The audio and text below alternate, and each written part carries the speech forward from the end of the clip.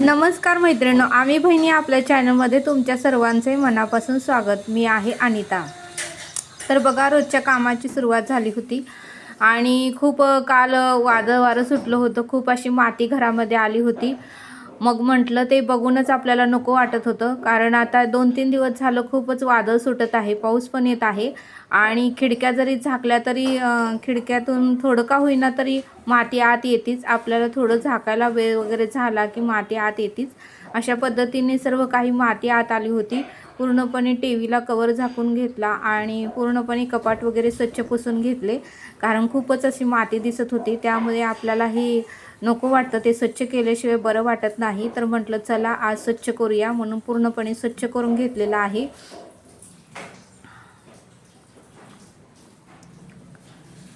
आणि पूर्णपणे क्लीन असल्या आणि स्वच्छ असल्याशिवाय आपल्यालाही फ्रेश वाटत नाही, सकारात्मक विचार येत नाहीत। त्याच्यामुळे रोजच्या रोज क्लीन केलं म्हणजे जो रोज घाण होत नाही। पण त्या दिवशी बघा पाऊस आला होता 2 दिवसापूर्वी, त्यामुळे त्याच्या अगोदर वादळ वारं सुटलं, त्याच्यामुळे खूपच माती आत आली होती। अशा पद्धतीने म्हटलं थोडं स्वच्छ करून घेऊया, आज थोडा वेळ होता तर, कारण वेळ काढल्याशिवाय घरातली ही स्वच्छता कधीही होत नाही। त्यामुळे आवर्जून त्यासाठी वेळ काढावाच लागतो, कारण आपण जास्त वेळ तर घरातच घालवतो। तर बघा, आता इकडं मी आले बेडरूममध्ये, तिथेही पूर्णपणे कपाट घाण झालं होतं। काच वगैरे काही स्वच्छ दिसत नव्हती, खिडक्याही धुळ्याने पूर्णपणे असं धुरळा आला होता। म्हटलं आज वेळ होता तर स्वच्छ करून घेऊया आणि पूर्णपणे कानाकोपरा मी आज स्वच्छ करून घेतलेला आहे।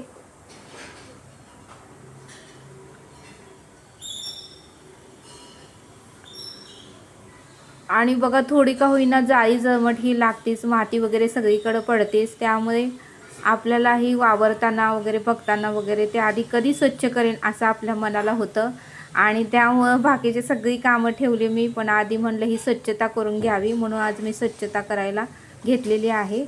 तर अशा पद्धतीने मी गॅलरीत आलेले आहे आणि गॅलरीत बघा मी अशी छोट्या छोट्या पिशवीमध्ये माती भरून त्याच्यामध्ये बी पेरलेले आहे।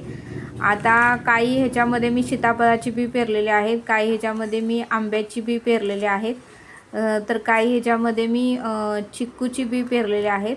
अशा पद्धतीने आता ते थोडंफार उगवल्यानंतर मी बाहेर अंगणात किंवा कोणाला तरी शेतामध्ये लावायला देणार आहे। अशा पद्धतीने मी 7-8 बी तर पेरलेले आहेत। रोज त्यांना मी पाणी घालते।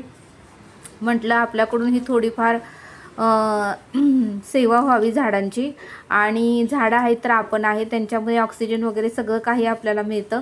म्हटलं आपण एखादं तरी रोप लावावं, त्या प्रयत्न तरी करावा। त्यामुळे असं पूर्णपणे काळी माती मी प्लॅस्टिकच्या पिशवीमध्ये भरून ठेवलेली आहे। आता थोडंसं झाड जरा मोठं झालं की मी खाली बाहेर अंगणात किंवा कोणाला तरी शेतीत लावायला देणार आहे। तर बघा, इथे मी आमच्या गॅलरीत पण छोटी छोटी झाडं आहेत, तिथे पण म्हटलं आता पाणी घालून घ्यावे। उन्हाळ्याचे दिवस आहेत त्यामुळे रोज पाणी घालावंच लागतं, नाहीतर झाडं पूर्णपणे सुकून आणि वाळून जातात। बघा, छोटी छोटी गॅलरीत ही झाडं आहेत, तिथेही पाणी घालून घेतलं।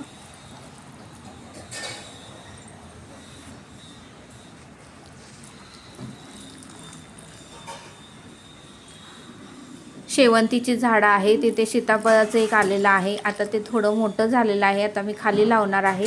पण इथे मी तसेच पिशवीतच लावलेली बघा ही पण झाडं, पण ही आता मस्तपैकी उगवून आलेली आहेत। अशा पद्धतीने मी पूर्णपणे पिशवीमध्ये ही सर्व झाडं लावून घेते आणि मोठी झाल्यानंतर मग खाली लावते। बघा, आईचं इकडे स्वयंपाकाचा तयारी चालू आहे, ती चपाती लाटत आहे। तोपर्यंत मी बाकीचे सर्व काही कामे करून घेतलेली आहे।